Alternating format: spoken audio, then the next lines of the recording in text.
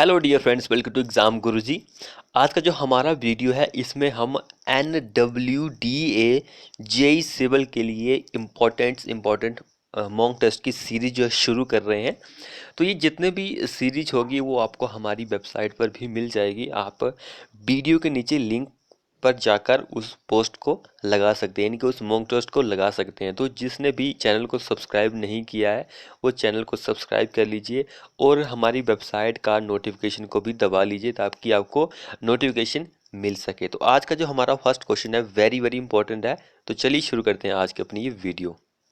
जितने भी मैं आपके लिए यहाँ पे जेई यानी कि सारे जेई के लिए इंपॉर्टेंट क्वेश्चन है, ऐसा ही नहीं है NWDE जेई के लिए इंपॉर्टेंट है। यहाँ पे जितने भी इंडिया के JE all India level JE के लिए वेरी वेरी इंपॉर्टेंट क्वेश्चन है।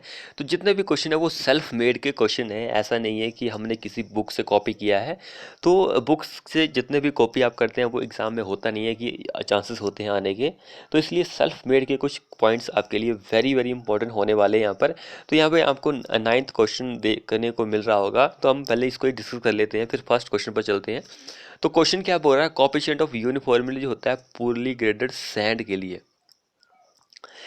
यहाँ पर आपको पता होना चाहिए, एक वेल ग्रेडेड का सैंड होता है, एक होता है पुअर, एक पुअर एंड एक वेल ग्रेडेड सैंड।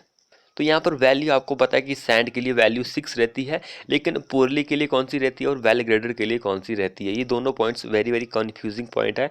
तो मैं यहाँ पे आपको सैंड का ही नहीं बताऊंगा, ग्रेवल का भी बताऊंगा कि अगर हमारी वैल्यू लेस देन है यानी कि पुअरली के लिए कितनी है एंड जो वेल ग्रेडेड होता है उसके लिए कितनी वैल्यू होती है। ये क्वेश्चन वेरी वेरी इंपॉर्टेंट है। तो सबसे पहले हम यहाँ पे सैंड की बात कर ले, जो अगर हमारा सैंड पुअर ग्रेडेड का सैंड है तो उसके लिए वैल्यू जो रहती है वो लेस देन 6 रहती है। आपको पता है कि सैंड की वैल्यू CU यानी कि CU जो होता है सैंड के लिए वो मोर देन होता है 6 सैंड के लिए, लेकिन वो वेल ग्रेडेड के लिए होता है। तो यहाँ पर अगर हम वेल ग्रेडेड की बात करें सैंड के केसेस में तो मोर देन हमारा उस केस में आंसर हो जाएगा। इस क्वेश्चन के केस में हमारा आंसर ए हो जाएगा, लेस देन 6 होता है पुअर ग्रेडेड का सैंड जो होता है एंड वेल ग्रेडेड के लिए मोर देन 6 वैल्यू होती है CU की।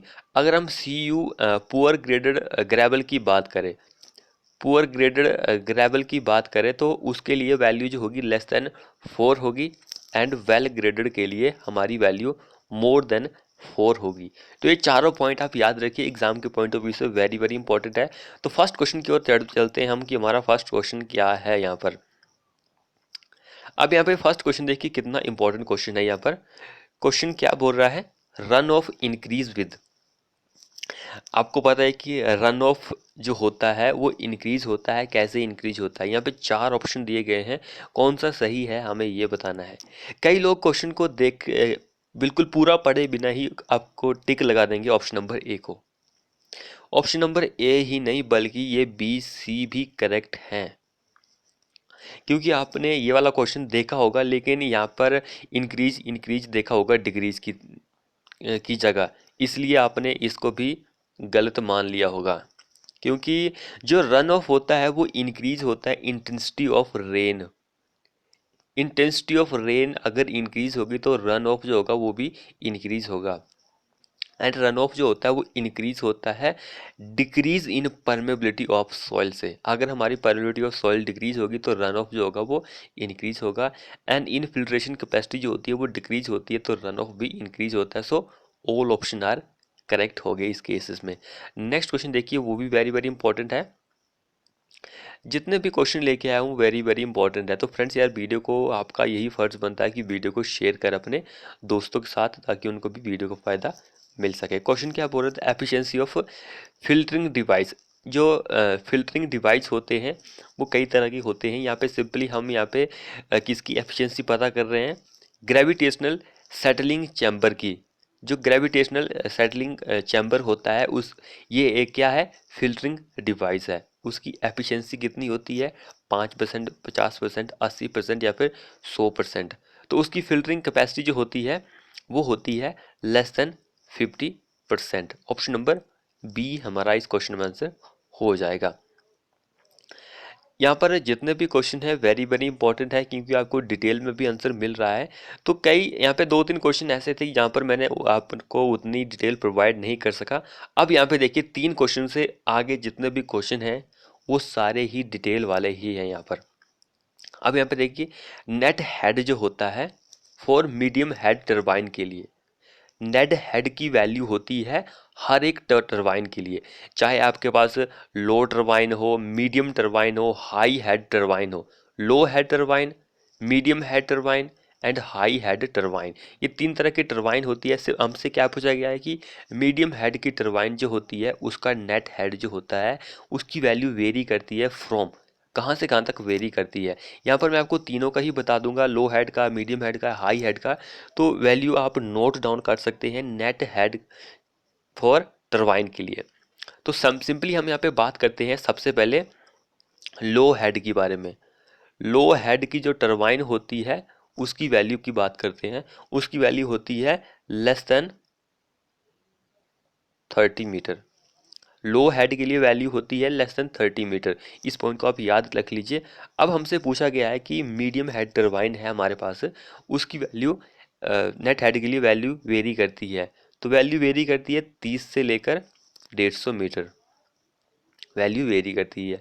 ये मीडियम का हमारा आंसर हो गया, तो इस क्वेश्चन का आंसर वी हो जाएगा। नेक्स्ट हम हाई टरबाइन की बात करते हैं, हाई हेड टरबाइन की बात करते हैं। तो उसकी जो वैल्यू होती है वो वेरी करती है कहाँ से कहाँ तक, 150 से लेकर 2000 मीटर तक। 150 मीटर से लेकर 2000 मीटर तक वेरी करती है, यानी कि ये हमारा आंसर किसका बन जाता है, हाई हेड का बन जाता है।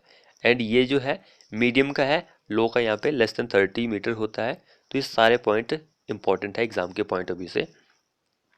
अब ये वाला क्वेश्चन वेरी वेरी इंपॉर्टेंट है। क्वेश्चन देखिए, द लो हेड टरबाइन है हमारे पास, required quantity of water are cold. Sorry question थोड़ा सा गलत हो गया है। लो हेड की टरबाइन होती है वो required quantity of water are large होना था यहाँ पर, फिर आर कोल्ड होना था। कि लो हेड की जो टरबाइन होती है वो वाटर की क्वांटिटी जो होती है वो बहुत ज़्यादा उसको रिक्वायर्ड होती है, यानी कि उसको पानी की जो ज़रूरत होती है वो बहुत ज़्यादा होती है। तो वो कौन सी टरबाइन है, फ्रांसिस टरबाइन है, पेल्टन टरबाइन है, कपलान टरबाइन है। सो मैं आपको तीनों के बारे में ही बताता हूँ, low turbine, medium turbine, high turbine. तो ये क्वेश्चन वेरी वेरी इंपॉर्टेंट है। तो सबसे पहले हम यहाँ पे बात करते हैं लो हेड टरबाइन से। लो हेड यहाँ पे हमसे पूछा गया कि लो हेड टरबाइन का जो होती है वो कपलान उसका एग्जाम्पल होता है। लो हेड टरबाइन में हमारा कपलान जो होता है वो एग्जाम्पल होता है। इसको जो पानी की क्वांटिटी चाहिए होती है वो लार्ज पानी की ज़रूरत होती है, इसको बहुत ज़्यादा पानी की ज़रूरत होती है कपलान टरबाइन को, यानी लो हेड टरबाइन में ही आती है। उसके बाद हम मीडियम टरबाइन की बात करते हैं। मीडियम टरबाइन की बात करते हैं तो मीडियम टरबाइन में कौन सी आती है हमारे पास, फ्रांसिस टरबाइन आती है मीडियम हेड टरबाइन की। यानी कि मीडियम को हम मॉडरेट भी बोल सकते हैं, मॉडरेट भी हम बोल सकते हैं। तो इसमें फ्रांसिस आती है। तो इसको जो इसमें जो पानी की ज़रूरत होती है वो मीडियम होती है या फिर मॉडरेट होती है, उतनी ज़्यादा नहीं होती, मीडियम तरह की पानी की ज़रूरत होती है इसमें। तो high turbine, high head turbine जो होती है उसमें हमारी क्या आती है, पेल्टन टरबाइन आती है। हाई हेड टरबाइन पेल्टन आती है। तो इसमें जो पानी की ज़रूरत होती है वो बहुत ही कम होती है, लो वाटर रिक्वायरमेंट होती है, लो वाटर बहुत कम होती है। तो यहाँ पे आप एक ट्रिक भी बना सकते हैं, उल्टा कर देंगे। अगर हमारे पास लो हेड टरबाइन है तो उसको पानी की ज़रूरत बहुत ज़्यादा होगी, अगर हमारे पास हाई हेड टरबाइन है तो उसको पानी की ज़रूरत जो होगी बहुत कम होगी। तो इस क्वेश्चन का आंसर तो मैंने आपको बता ही दिया कि कौन है, कपलान टरबाइन।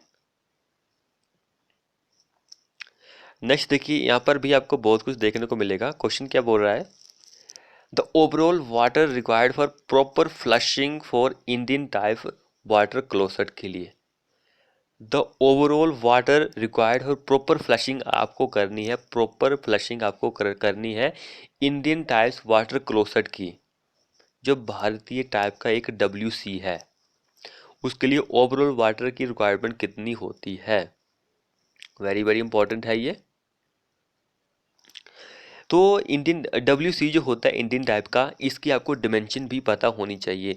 अगर हम इसके लेंथ की बात करें तो लेंथ जो होती है इसकी 450 mm से लेकर 650 mm होती है। 450 से लेकर 650 mm होती है। इसकी लेंथ को नोट डाउन कर सकते हैं आप। उसके बाद अगर हम इसकी बिड्थ की बात करें, बिड्थ जो होती है वन एंड में इसकी 150 mm होती है। आपको पता ही है कि कुछ ये छोटी इस टाइप की होती है, तो पीछे वाला हिस्सा जो होता है कुछ बड़ा जैसा होता है।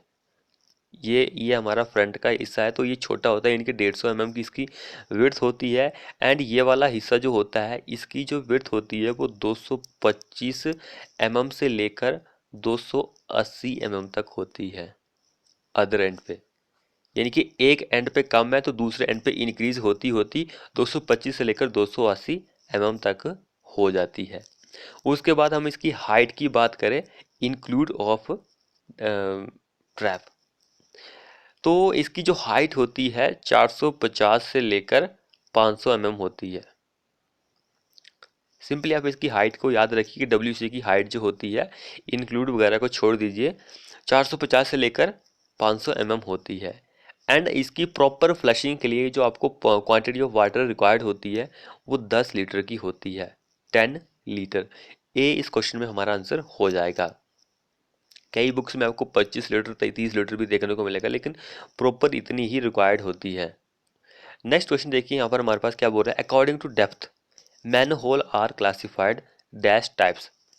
अब हमने मैन होल को अकॉर्डिंग टू डेप्थ क्लासिफाइड किया है, तो कितने तरह के होते हैं।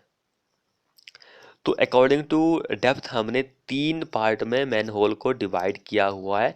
अब वो कौन कौन से होते हैं, एक हमारे पास होता है शैलो मैन होल, दूसरा होता है हमारे पास deep manhole, third one जो होता है जिसको हम नॉर्मल मैन होल भी बोल सकते हैं, मीडियम मैन होल भी बोल सकते हैं, या फिर मॉडरेट भी हम इसको बोल सकते हैं। इस पॉइंट को आप याद रखिए।